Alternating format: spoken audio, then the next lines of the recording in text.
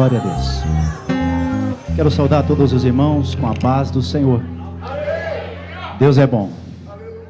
Convido você a abrir a sua Bíblia em 2 Coríntios, capítulo 5, verso 17. Quero externar a Deus a minha gratidão em poder estar nesta tribuna no dia de hoje. Me sinto muito honrado por Deus, pela nossa liderança, por estender a nós a confiança de estarmos aqui ministrando a palavra do Senhor. Parabenizando também esta igreja, que quase há 4 anos tem se tornado a nossa família, e fomos bem recebidos desde o primeiro momento que entramos por esta porta, e o Senhor tem nos abençoado. A vida dos nossos pastores, pastor Anderson, pastora Claudineia, e todo o corpo de obreiro, igreja, receba a minha gratidão. Por misericórdia, estamos no Seixal há 1 ano, e também temos aqui os irmãos ali da congregação. É sempre bom estar com vocês, e também a minha esposa, que Deus tem me dado, ladeado ao meu lado, amém? Glória a Jesus. Irmãos, 2 Coríntios capítulo 5, e o verso 17, que diz assim: se alguém está em Cristo, é nova criatura, pois as coisas antigas já passaram, eis que fizeram-se novas, ou eis que tudo se fez novo, amém? Pode tomar seu assento. Glórias a Jesus. Meus irmãos, o texto que nos foi passado com relação ao tema proposto para esta festividade é um tanto sugestivo, mas também nos traz uma certa responsabilidade. E debruçando sobre este texto, eu comecei a perceber que o Senhor, Ele em tudo quanto faz, Ele tem um propósito. Deus nunca fez nada sem um propósito. E quando deparamos com a carta de Paulo, escrevendo pela 2ª vez à igreja de Corinto, ele já havia escrito uma carta de exortação, porque aquela igreja estava se desviando do amor de Deus, do Evangelho. Agora ele escreve essa 2ª carta, uma carta para defender até mesmo o seu apostolado. Estava tendo naqueles dias homens a qual estava levantando dentro da igreja, que estava colocando em dúvida quem Paulo era, o seu ministério e principalmente a mensagem que ele pregava. Estudiosos vão dizer que foram 3 cartas escritas, uma se perdeu, mas o que chegou a nós são essas 2 cartas, e são doutrinas, ensinamentos de uma igreja que vivia em uma região de muita contaminação, pecado, mas uma igreja que teve uma fé estruturada na palavra. E toda a igreja que tem uma fé estruturada na palavra, por mais que venham as provações, venham as lutas, as tempestades, esta igreja, ela não acaba, ela não finda, ela permanece. Porque o próprio Jesus vai dizer que todo aquele que ouve as minhas palavras e pratica, semelhante a um homem que construiu a sua casa sobre uma rocha. Perceba que quem constrói a casa sobre esta rocha não está livre de passar por provações, por dificuldades, por tribulações, por lutas, mas pelo contrário, o que conta diante de todos os testes possíveis é a nossa resistência. E o que nos mantém de pé é a palavra do Senhor.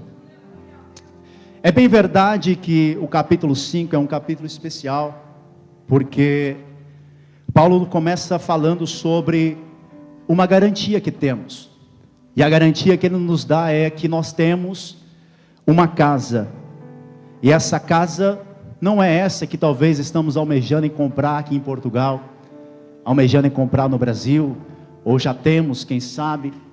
Essa casa que Paulo está dizendo é uma casa celestial, e esta casa que Paulo começa a descrever é um edifício que quem fez não foi um homem, mas foi o próprio Deus.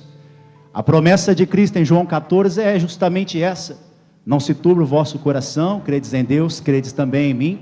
Na casa de meu pai tem muitas moradas, e quando eu for e preparar lugar, virei e vos levarei para mim mesmo, para que onde estiver, estejais vós também.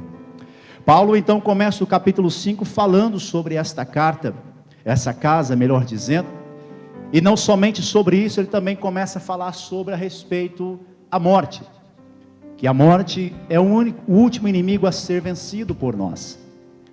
Todos nós que nascemos com a certeza de causa que é a morte. Mas Paulo traz a esperança a esta igreja, dizendo que por mais que a morte venha, o cristão, para ele a morte não é um pesadelo, não é o fim, é uma porta que abre para encontrar com Jesus. Paulo está tão feliz ao escrever esta carta, e também cheio de temor, porque o versículo 10, ele vai trazer uma mensagem para nós, dizendo: porque é necessário que todos nós iremos comparecer diante do tribunal de Cristo, para que cada um receba, segundo o que fez, o bem ou o mal, mediante o seu corpo. Perceba que Paulo, ao defender o seu apostolado, ele está refletindo coisas que ele pregava, ideias que ele trazia, mas principalmente ele tentava trazer à igreja a verdade do Evangelho. E quando eu deparava com esse texto, eu comecei a ver que por mais que Paulo chama a atenção dessa igreja, dizendo que tem uma casa preparada, Paulo também diz que enquanto esta casa não chega, nós temos um ministério a cumprir nesta terra. Entendemos que através disso, Paulo vai continuar dizendo que ele conhece o temor do Senhor, e o temor que ele tem a Deus, o respeito que ele tem a Deus. Além disso, ele também vai dizer que o amor de Cristo é o que nos constrange. Então não é o amor nosso por Cristo, é o amor de Cristo por nós, que nos constrange a estar num sábado como esse, assentados, adorando ao Senhor. A própria palavra nos diz que não foi nós que escolhemos a Ele, mas Ele nos escolheu. E Ele mesmo diz: vocês irão me amar, não porque vocês são bons, mas porque eu amei vocês primeiro. Em tudo se resume o amor de Deus por nós. É por isso que Paulo está dizendo que muitos têm vivido com aparências e não com um coração sincero. Mas ele diz que o amor de Cristo, ele constrange, e tão grande é esse amor que ele morreu. E não só morreu por um, mas ele morreu por todos. Perceba que Cristo não morreu para salvar apenas uma nação. Cristo não morreu para salvar apenas um povo. Cristo morreu para salvar a humanidade.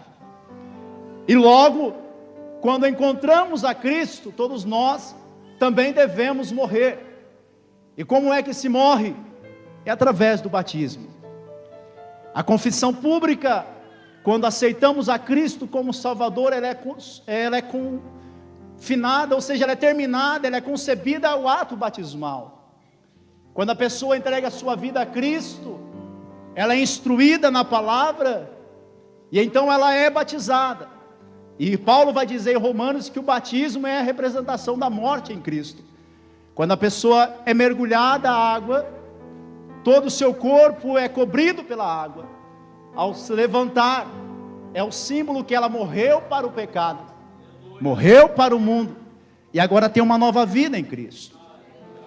Então é necessário que, assim como Cristo morreu por todos, todos quanto querem Cristo, precisam morrer também. Não pode ter Cristo e o mundo, não pode ter Cristo e as coisas que o mundo oferece. Ou é Senhor Cristo, ou o mundo é o seu Senhor. O próprio Jesus vai dizer que um reino dividido, ele não subsiste. E também, a casa de Deus, o reino de Deus é da mesma proporção. Ou seja, ou Deus tem você por inteiro, ou Deus não te quer pelo meio. Deus quer as nossas vidas por completo. É por isso que Paulo está apresentando uma necessidade de morrer. E quem morre deixa de praticar, quem morre deixa de fazer. É por essa razão que ele vai nos dizer, o versículo 15: e ele morreu por todos, para que os que vivem não vivam mais para si mesmos, mas para aquele que por eles morreu e ressuscitou. O que Paulo está chamando a atenção da igreja é justamente sobre isso, que você fez um compromisso, o amor de Deus te constrangeu, o amor de Cristo te constrangeu, e você passou por uma porta, e essa porta é chamada porta da salvação. E quando você entrou por esta porta, você antes estava condenado ao inferno, agora você encontrou vida. Paulo vai dizer que Cristo, por seu amor, Ele nos transportou do império das trevas para o reino do seu Filho. Ou seja, transportar é arrancar de um lado e pôr em outro. Ou seja, Cristo nos arrancou do encharco do pecado, nos tirou da lama do pecado, mudou a nossa vida e nos colocou assentado em meio de príncipes na casa de Deus. Fomos tomados das mãos do diabo, porque a Bíblia diz que existia uma cédula, e todos os dias essa cédula era apresentada. O homem não pode voltar a Deus por si mesmo, mas quando Jesus entregou na cruz, a cédula foi rasgada e disse: põe na minha conta que eu pago toda a conta. Enquanto o homem me coloca pecado em meus ombros, eu coloco sobre ele justiça. Enquanto o homem coloca dores sobre os meus ombros, eu coloco sobre ele a minha paz. Enquanto o homem coloca tristeza sobre os meus ombros, eu coloco nele a alegria do Espírito Santo. Eu posso mudar o homem. É o que Paulo está dizendo. Ele morreu para que vivamos, e quem vive não pode viver mais para si mesmo. Você agora deixou de ser senhor da sua vida, você agora deixou de tomar as suas decisões, daquilo que te dá na cabeça. Você agora pertence a um dono, e por pertencer a esse dono, você não pode fazer aquilo que te agrada, você precisa fazer aquilo que agrada ao seu dono. Você foi comprado, eu fui comprado, alguém pagou a conta, somos propriedades exclusivas de Deus. E Pedro vai dizer isso, ele diz: ei, vós sois geração eleita, sacerdócio real, nação santa, povo adquirido, ei, propriedade exclusiva de Deus. Mas só que Paulo está ensinando a igreja que assim que nós, daqui por diante, a ninguém conhecemos segundo a carne, e se antes conhecemos a Cristo segundo a carne, já agora não conhecemos deste modo. Ou seja, Jesus não é só um Jesus histórico, Jesus é Deus. Nós estamos dizendo que Jesus não teve na terra, sim, Ele teve, escreveu uma história. João capítulo 1 verso 14 diz que o verbo se fez carne e habitou entre nós. Mas o que Paulo está dizendo é: Jesus não é só um Jesus histórico que caminhou na Galileia por 3 anos e meio do seu ministério. Jesus é Deus, e por Ele ser Deus, Ele também não quer que permanecemos nessa terra apenas por uma passagem sem sentido, sem conexão. Ele nos chamou para vivermos uma novidade de vida. É por isso que vai entrar o versículo 17 que Paulo está escrevendo, que ele diz: e assim, se alguém, perceba que é uma condição, uma hipótese, uma probabilidade, se alguém está em Cristo. Estar é o verbo que traz a ideia de estar na condição, permanecer em um lugar, estar em um lugar. Mas só que ele diz uma frase, continuando dizendo: em Cristo. O que me chamou a atenção nesse texto, nesse versículo, foi justamente essa condição. É possível estar num lugar e não fazer parte de Cristo? Sim, é possível. É possível estar na igreja e não fazer parte de Cristo? É possível. João capítulo 15, verso 1 a seguir, vai nos falar sobre a parábola, a qual Cristo vai dizer que Ele é a videira. E Ele diz: ei, eu sou a videira e vós sois o ramo. E se vocês, permanecendo em mim, não produzem fruto, serão cortados. Perceba que João, ao escrever esse texto, ele está justamente dizendo que Cristo é a figueira, a videira, melhor dizendo, e as varas que estão na videira, elas recebem do tronco principal alimento. Mas quando ela está na videira e deixa de se comunicar com o tronco da videira, os ramos, esses ramos começam a secar, esses ramos começam a perder a vida, então ele começa a não produzir o fruto. Então é possível pessoas estarem no corpo, estarem na igreja, mas não estarem em Cristo. É possível. É possível. Por quê? Porque quando está em Cristo, é diferente, porque nos dá o contato, é uma ligação, é uma comunhão, compartilhamos do mesma comunhão. É por isso que Jesus continua dizendo: e se vós permanecerdes em mim, e as minhas palavras permanecerem em vós. É por isso que Jesus vai dizer: ei, se vocês estiverem em mim, e eu estiver em vós, vocês irão produzir muitos frutos. Então é notório quando você vê alguém que está ligado em Cristo ou não, e não só está no ambiente, mas tem comunhão com Jesus, ele dá fruto. Por quê?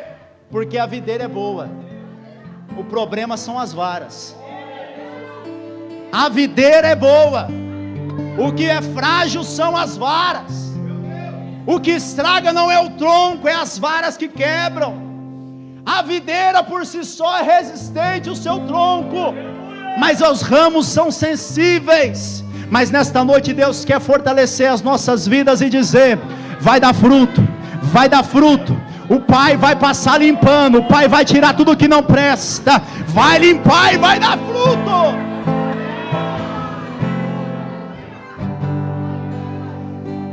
Nesse texto, entenda que Paulo, ele está justamente destacando tempos distintos, pelo menos 3: o passado, o presente e o futuro. Ele fala sobre o que éramos, ele fala o que somos, também fala o que nós precisamos ser. Lembra que eu disse que Deus não faz nada sem propósito? Seria muito em vão Jesus vir à terra, morrer, passar o sofrimento que passou, apenas por uma arte de fazer isso. Jesus, ele veio para um objetivo, um propósito. Perceba que então, nós éramos pecadores. Paulo define que nós éramos inimigos da cruz, inimigos de Deus. Paulo diz em Romanos 3:23 que todos pecaram e destituídos foram da glória de Deus. Paulo nos chama de homens na qual resistíamos à palavra, o Evangelho. Éramos terríveis. Cada um de nós temos uma história. Se parar para conversar 5, 10 pessoas, um vai contar uma história pior que a outra. Quem éramos? Separados de Deus. Mas Paulo nos chama a atenção para aquilo que somos. Hoje nós somos limpos, lavados pelo precioso sangue de Jesus Cristo. E Paulo vai também destacar aquilo para o que fomos chamados. Perceba que uma nova vida em Cristo, ela está vinculada em pelo menos 3 pilares essenciais. Primeiro, a justificação. Segundo, a santificação. Terceiro, a glorificação. A justificação: nós somos salvos da condenação do pecado. Quando aceitamos a Jesus, nós somos justificados por Ele. E Paulo diz em Romanos 8, verso 1: agora, nenhuma condenação há para aqueles que estão em Cristo Jesus. A sentença que tínhamos sobre a cabeça, Jesus pagou, e nós fomos justificados por Ele. O segundo pilar é a santificação. A santificação é algo processual, e nós estamos sendo salvos do poder do pecado. Então não é porque somos crentes que não pecamos. Nós somos crentes e ainda temos a mesma natureza pecaminosa. Porém, a diferença está em a prática do pecado. Nós agora deixamos uma vida de pecado. O pecado já não domina as nossas vidas. Pelo contrário, nós temos um Senhor que está acima de todos os senhores, que é Jesus Cristo. E é por isso que Ele vai dizer: conhecereis a verdade vos libertará. A santificação é um processo, é todo dia, é todos os dias buscando, é todos os dias pedindo, é todos os dias revendo a vida, é todos os dias vigiando a nossa vida. Por quê? Porque é um processo. A partir do momento que você tornar perfeito, Deus te arrebata, Deus tira da terra. Mas por que eu não fui arrebatado ainda? Porque não está perfeito. Quando chegar a perfeição, Deus tira. A santificação é todo dia. Por isso que Paulo está dizendo: estamos sendo salvos do pecado. É o poder do pecado. E a terceira coisa que ele vai nos destacar é a glorificação. Ou seja, somente na glorificação seremos salvos da presença do pecado. O que isso quer dizer? Quando Paulo diz em 1 Coríntios 15, 51: eis que vos digo um mistério, nem todos dormiremos, mas vai ser num abrir e fechar de olhos, ante a última trombeta. O acontecimento dos séculos vai acontecer. Jesus vai arrebatar a sua igreja. E quando arrebatar a igreja, o corpo que é corruptível, tem a marca do pecado, tem a sequela do pecado, tem a doença do pecado, terá um corpo incorruptível. O pecado não toca mais, a morte não alcança. Teremos um novo corpo para a glória de Deus. Aí sim, aí o pecado foi vencido, a morte não alcança. Teremos uma vida em Cristo plena de gozo e de paz. Escute, com tudo isso que eu estou dizendo aos irmãos, Paulo ele vai nos dizer que a partir de agora quem está em Cristo é uma nova criatura. O que é novo? Algo a estrear, algo que não tem precedentes, que não tem histórico, que foi apagado, não tem registros. O que isso quer dizer? Que quando eu e você aceitamos a Jesus, todo o nosso passado foi apagado. É uma nova vida em Cristo. Então hoje Deus te convida a parar de ficar remoendo o seu passado, que você fez, que deixou de fazer. Para de vangloriar de quem você era. A partir de agora você é uma nova vida em Cristo. O que ficou, ficou. Deus te convida para o novo. Mas tem gente que gosta de pegar as coisas velhas e colocar numa mala e a sair arrastando pela vida fora. Deus te convida: abandona essa mala, joga fora. Deus não quer saber da tua história passada, Ele quer saber o que você vai fazer com ela de hoje, o que Ele fez de novo na sua vida, o que você tem feito. É isso que conta. Mude vai dizer assim: todos os nossos pecados confessados a Deus, Ele lançou no mar do esquecimento e colocou uma placa bem grande dizendo: é proibido pescar. Viva uma nova vida em Cristo, irmão. Eu era valente no mundo, eu fazia isso, fazia aquilo. Não, para Deus não interessa mais isso. Deus quer você hoje ovelha. Deus quer você parte do rebanho. Deus quer te usar hoje. O que você fez ou deixou de fazer para Deus não muda. Ele sabe quem você era, mas e daqui para frente quem vai ser você? É isso que Paulo está dizendo, é uma nova criatura. Eu achei interessante essas colocações de Paulo, porque são palavras que dão sentido ao texto. Ele diz, é nova criatura. Quem está em Cristo não vai ser. Quem vai estar em Cristo tem a possibilidade de tornar. Não, ele diz, é já uma nova criatura. Deus não vai esperar para amanhã, Ele quer hoje. É uma nova criatura. As coisas antigas já passaram, eis que tudo se fez novo. E quando Deus fala tudo, é tudo mesmo, irmão. É pleno, é completo. Deus mudou a tua vida por inteiro. E se você ainda não tem Jesus, Ele também quer mudar a tua vida por inteiro. A mesma graça que me alcançou também te alcança. O mesmo sangue que me lavou também te lava. O mesmo sangue que me justificou também te justifica. A presença do Espírito Santo que habita em mim também quer habitar em você. Jesus quer batizar você com o Espírito Santo. Jesus quer escrever uma nova história. Saia do passado, viva a realidade de Deus.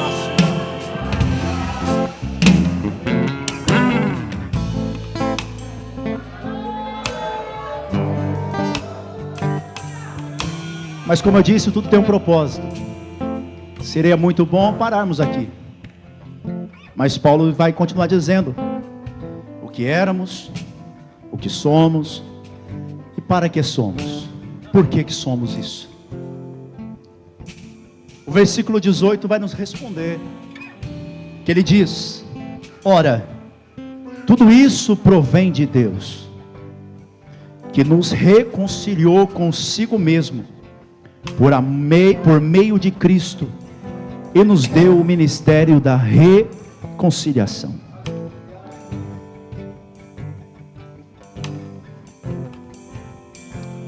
Paulo, ele agora vai nos apresentar um ministério. E ministério é serviço, é obra, é trabalho. Ministério é incumbência, é missão. E Paulo vai apresentar um ministério, e esse ministério chama-se Ministério da Reconciliação. O que é reconciliação? É a mudança de um estado de guerra para uma situação de paz. O que é reconciliação? É unir duas partes que estavam em guerra para um propósito de paz. Duas partes distintas, distantes, por um atrito, por algo que trouxe ali o distanciamento.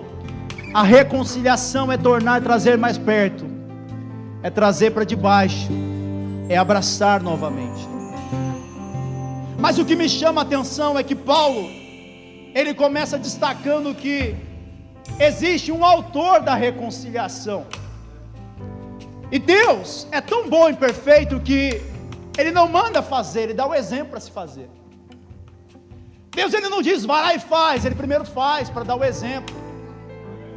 Olha o que Ele está dizendo no versículo 18. Ora, tudo isso provém de Deus. Então quem é o autor da reconciliação é Deus. Perceba que a iniciativa divina para a reconciliação, ela provém de Deus. O homem é o ofensor e Deus é o ofendido. Porém, a reconciliação deveria partir de mim e de você. Mas a parte ofensora, que Deus é, Ele tomou a princípio disso e disse, eu vou resgatar o homem. O que eu quero dizer com isso? Que o Evangelho não é o homem buscando a Deus, mas é Deus buscando o homem. O Evangelho não é o homem buscando a Deus, mas é Deus buscando o homem.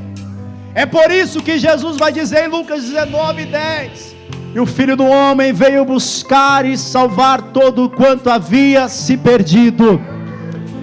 O pecador é o homem, o que afastou foi o homem. Deus podia olhar e dizer: Ele que me busque, Ele que reconcilie, mas Ele disse: não, por amor a eles eu vou abraçá-los, eu vou de encontro. O filho pródigo, quando volta para casa, de longe o pai vê. Não foi o filho que correu para o pai, foi o pai que correu para o filho e disse: é bem-vindo em casa, entra de volta. Você rompeu a aliança, mas a minha aliança com você permanece. Você quebrou o pacto, mas eu ainda continuo do mesmo jeito. O ministério da reconciliação começou com Deus. Começou com Deus. Porém, a obra na cruz de Cristo é o resultado e não a causa do amor de Deus. Deus não nos amou depois da cruz. Deus nos amou antes da cruz. Deus, ofendido, Ele tomou a iniciativa para reconciliar o homem. Ou seja, não foi a cruz que gerou o amor de Deus, foi o amor de Deus que gerou a cruz. Perceba que por causa da iniciativa de Deus, o plano já estava pronto.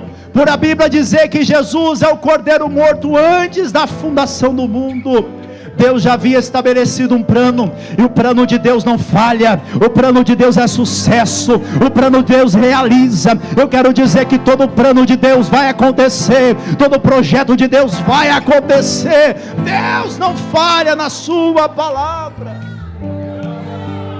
Porém, a cruz foi o preço que Deus pagou para poder nos reconciliar consigo. Tinha outro jeito? Não. Tinha outro método? Não. Porque Ele mesmo vai dizer na sua palavra que sem derramamento de sangue não há remissão de pecado. Então Paulo está chamando a nossa atenção que o ministério da reconciliação começou com Deus. Deus chamou o homem para perto. Deus foi ao encontro do homem. Deus pagou o preço por causa do homem. Então nós entendemos que Deus vai usar um agente. Deus vai usar um instrumento. E quem foi? Foi o seu próprio Filho. Ele enviou Jesus. E Jesus morreu naquela cruz, sendo uma ponte de ligação entre nós e Deus. Então não existe salvação sem ser por Jesus. E Paulo mesmo vai dizer em Timóteo que só existe um mediador entre Deus e o homem, Jesus Cristo, o homem. E é por isso que ele diz: eu sou o caminho. Ele não falou eu sou um caminho, ele disse eu sou o caminho, artigo definido. Eu sou a verdade e eu sou a vida, e ninguém vem ao Pai senão por mim. Quer entrar no céu? Passa pela porta que é Jesus. Quer ser arrebatado? Passe pela porta que é Jesus. Quer chegar diante de Deus? Permaneça no caminho que é Jesus.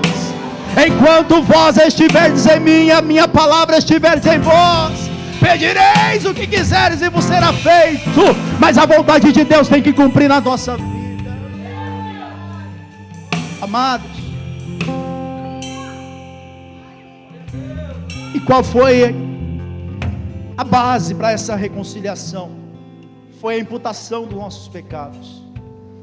A imputação é o que? É pôr na conta de alguém. O preço foi justamente esse. A dívida estava lá para todo mundo ver. E Deus fez o que? Traz a conta. Põe na conta do meu filho. Põe na conta dele todo o pecado. Isaías destaca que ele foi levando sobre si as nossas enfermidades. as nossas dores. O castigo que nos traz a paz estava sobre ele, e pelas suas pisaduras fomos sarados. Olhando nós para ele, nenhuma beleza víamos, para o que desejássemos. Desprezado entre os homens, cuspiam no seu rosto, esbofeteavam Jesus, mas ele ia para o caminho carregando a cruz, dizendo: Pai, perdoa-os, está na minha conta, eu vou pagar essa conta, eu vou pagar essa dívida. Jesus levou!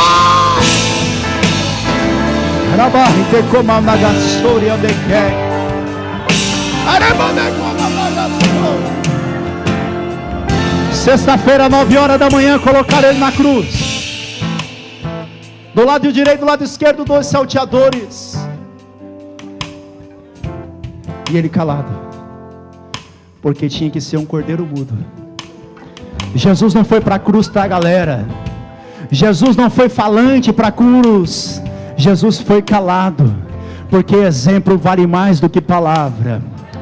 Jesus levou a cruz, não aguentou. Simão Cirineu foi forçado, mas às 9 horas o colocaram na cruz. Existe apenas 7 frases que ele vai dizer até as 3 horas da tarde. À meia-noite, o sol se escureceu. Houve um terremoto, e as pessoas que passavam ao pé da cruz blasfemavam dele, dizendo: salvou a tantos e não salva a si mesmo. E ele, ouvindo aquelas palavras, quem sabe, mas por dentro dizendo: Pai, perdoa-os, porque não sabem o que dizem. Até que ele olha para o céu e diz: Deus meu, por que desamparaste? O silêncio de Deus permeou aquele Gólgota. De repente ele olha e dá um brado e diz: está consumado. Pai, a ti entrego o meu espírito. Perceba que Jesus não morreu porque a morte tomou a sua vida, ele entregou a sua vida. Jesus foi o único que morreu na hora que quis. Ele entregou a sua vida. E quando ele entregou a sua vida, a Bíblia diz que o véu do templo foi rasgado de alto a baixo, abriu um caminho. E o escritor aos Hebreus vai nos dizer: entrai pelo novo e vivo caminho, que foi aberto pelo sangue de Jesus Cristo. Essa igreja está aqui porque ele abriu o caminho. Nós só estamos 16 anos aqui porque ele abriu o caminho. Se não fosse ele, não tem como. Sem ele, não tem jeito. O dono da festa é Jesus. A adoração é para Jesus. A glória é para Jesus. Não é o pregador, não é o pastor. É tudo para Jesus. É por ele e para ele são todas as coisas. Tudo do que foi feito é por causa dele. Nada se fez sem ele. Foi por causa de Jesus. Jesus levou a conta dos nossos pecados,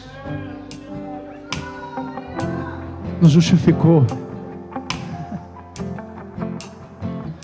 Ele lança o convite: se alguém quiser vir após mim, negue-se a si mesmo, tome também a sua cruz e siga-me.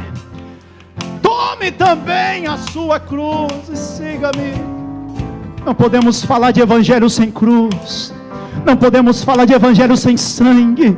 Não podemos falar de evangelho sem perdão de pecado. Não podemos falar de evangelho sem salvação. Não podemos falar de evangelho sem estar na presença de Deus, uma vida, novos céus e nova terra. Jesus conta conosco para anunciar o verdadeiro evangelho. Entendo, eu já estou a acabar. Paulo então vai nos dizer que esse ministério foi Deus quem colocou.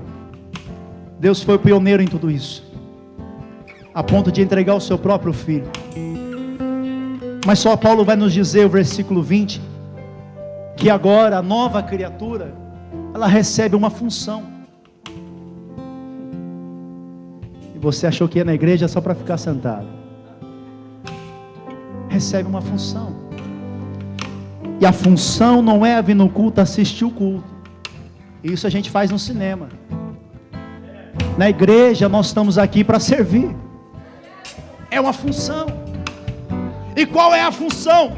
Portanto, somos embaixadores em nome de Cristo. E qual é a missão de um embaixador? Alguém já foi na embaixada alguma vez? Já foram? A embaixada num país é um país sendo representado dentro de outro país. E aquele espaço quadrado, pode ser uma pequena sala, 2x2 que seja. Aquele espaço não é daquela nação, é da nação que está sendo representada. Todo cidadão que quer buscar refúgio, asilo, proteção, amparo, ele tem que ir para essa embaixada, porque sabe que naquela embaixada vai encontrar segurança pelos seus direitos, porque lá existem leis que defendem ele em terras estranhas. Perceba que o embaixador que Paulo está dizendo é justamente isso, é um porta-voz oficial, enviado para uma nação, num país estrangeiro.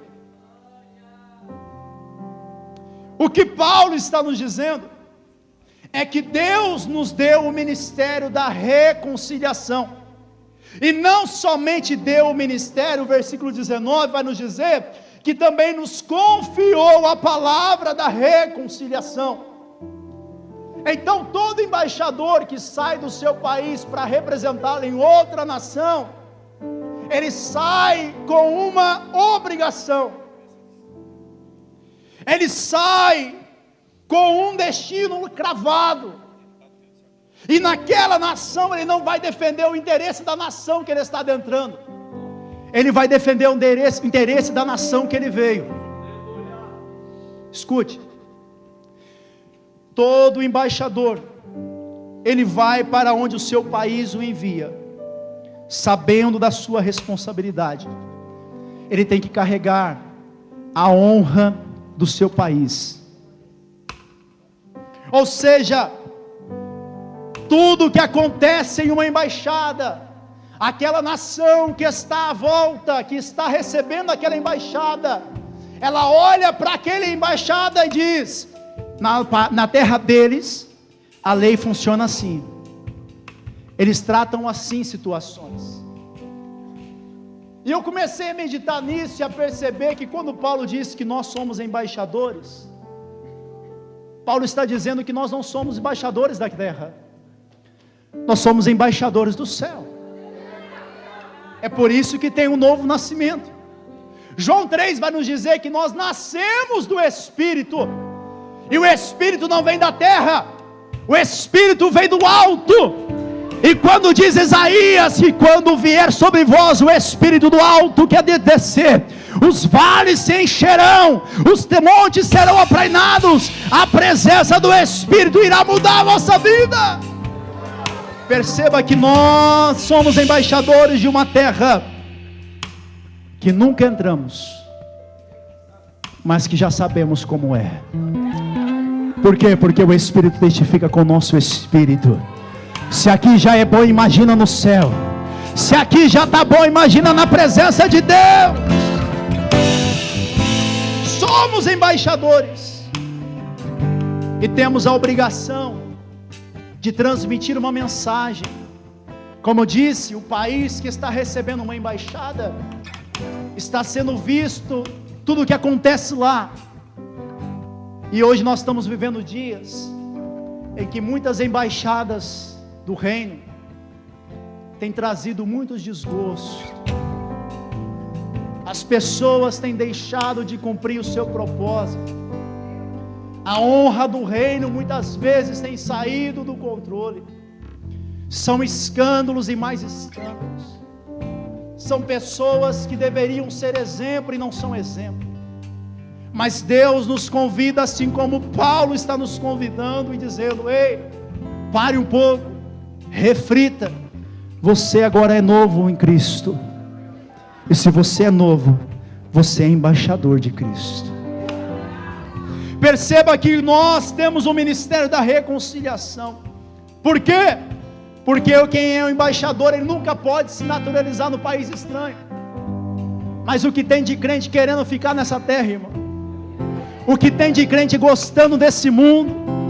O que tem de crente arrastando o mundo de um lado para o outro? Já esqueceu do céu. Você fala para ele do céu, ele fala: o que é céu? Para que eu quero o céu? Aqui está bom, mas Jesus está dizendo: eis que veio sem demora. Guarda o que tens, para que ninguém roube a tua coroa. Se você quiser ficar com a terra, pode ficar com tudo, mas eu quero ir para o céu. Por quê? Porque quem faz parte da embaixada de Cristo não se mistura com negócios desta vida. Paulo diz que um ministro, um soldado que se alistou para uma guerra, ele não pode ficar com um pé aqui e um pé acolá. Ele tem que entrar de cabeça e dizer: é isso que eu quero, é isso que eu assumo, é isso que eu vou fazer. Não podemos viver embaraçados com negócios desta vida. Perceba que você é uma nova criatura. É por isso que o texto diz: e tudo se fez novo. É bonito falar isso, mas praticar isso, irmãos, é uma exigência. Praticar isso é uma responsabilidade. Porque você está sendo vigiado todos os dias. No teu trabalho, na escola, aonde você pisa, tem pessoas te olhando e dizendo: esse aí é embaixador do céu. Mas vamos ver se ele realmente é representante ou não. Perceba que as pessoas olham para você e dizem: faz a diferença ou não faz? É o que Paulo está dizendo. Nós agora somos embaixadores. E por ser embaixadores, Deus nos deu uma palavra. E o embaixador, ele não fala em nome seu. Todo embaixador que vai falar, ele tem que falar em nome do seu rei, do seu governante. Todo embaixador, qualquer coisa que ele vai dizer na nação estranha, tem que ser a mesma sintonia com o rei. Ele não fala o que quer, ele não fala o que pensa, ele está ali para cumprir uma missão. E a missão que ele está cumprindo não é representar a si mesmo e nem os seus interesses. A missão que ele está cumprindo é representar o seu país de origem.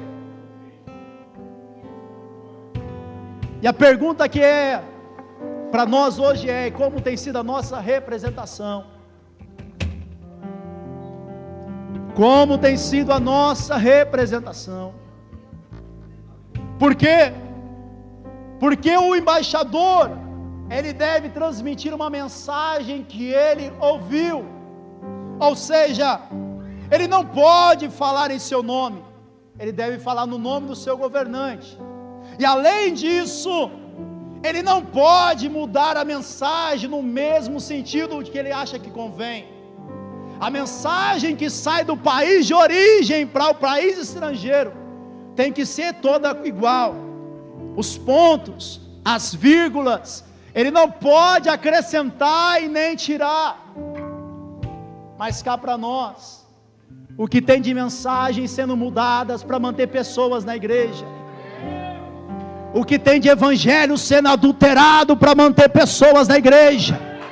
Mas Deus está dizendo: permaneça quem tiver que permanecer, porque a verdade vai ser pregada, vai sacudir a figueira. Jesus vai voltar para buscar a sua igreja. Somos embaixadores de Deus, e não é a mensagem mudada. O problema não está na água, o problema está na canalização. Não vamos mudar a mensagem. Deus levanta uma geração que vai manter a palavra na verdade. Deus levanta uma geração que vai pregar a palavra como tem que ser.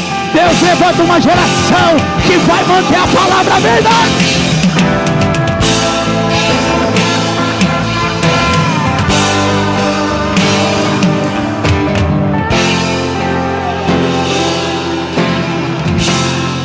Eis que tudo se fez novo. É muito bom ver isso. É muito gostoso falar isso. Mas Jesus está dizendo: ei, vamos pregar a verdade, vamos manter a verdade. Graças a Deus, porque aqui você ouve a verdade, a palavra de Deus. A palavra de Deus sem falsidade. Deus nos convida para vivermos uma vida santa e irrepreensível. Aqui ainda é falado de pecado, é pecado. Aqui ainda é falado que precisa santidade. Aqui ainda é falado que precisa se converter. Jesus vai voltar para buscar uma igreja santa, lavada e remida no sangue dele.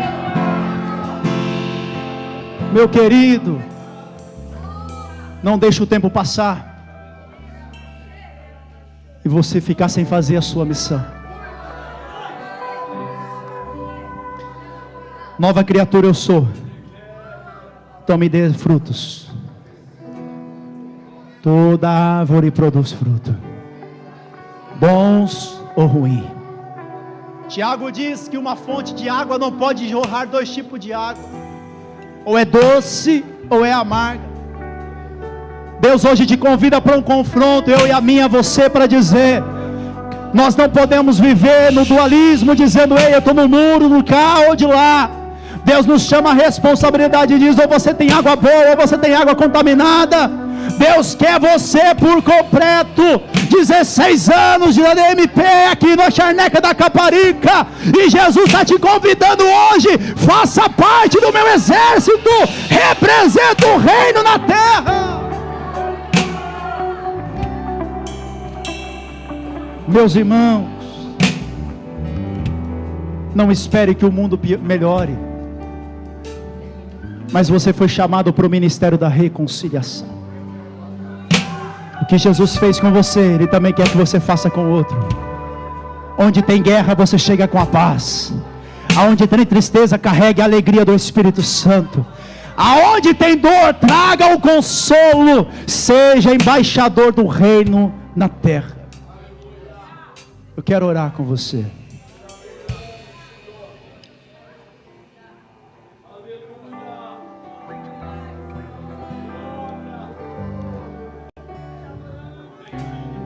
É tão bom chegarmos numa igreja e termos a presença de Deus.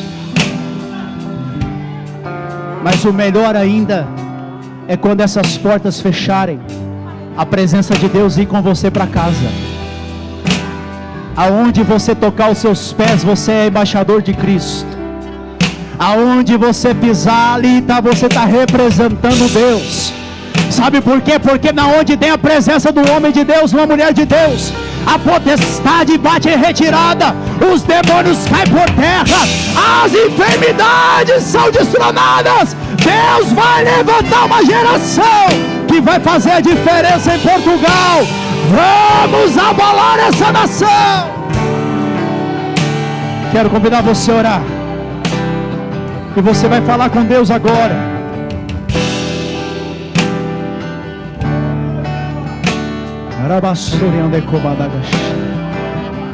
Em nome de Jesus, todo cancro, toda doença, toda enfermidade, repreendemos agora no nome de Jesus Cristo.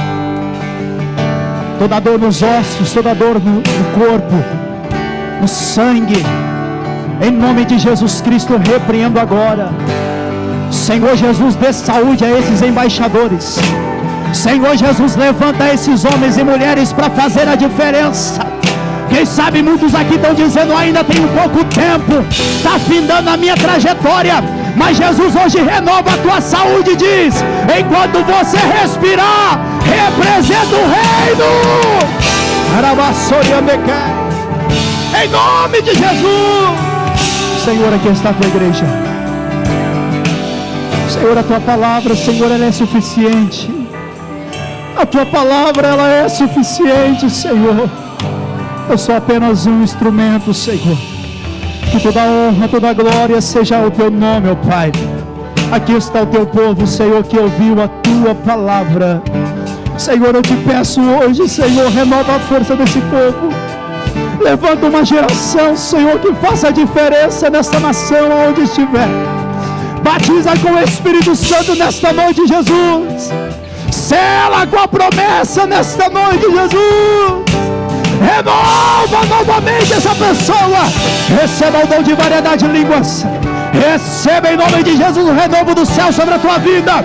Jesus vai te usar. Jesus quer te usar. Jesus quer te levantar. Ei, profeta, Tem uma mensagem de Deus na tua boca. Tem uma palavra de Deus na tua boca. Receba agora em nome de Jesus. Receba agora em nome de Jesus. Receba!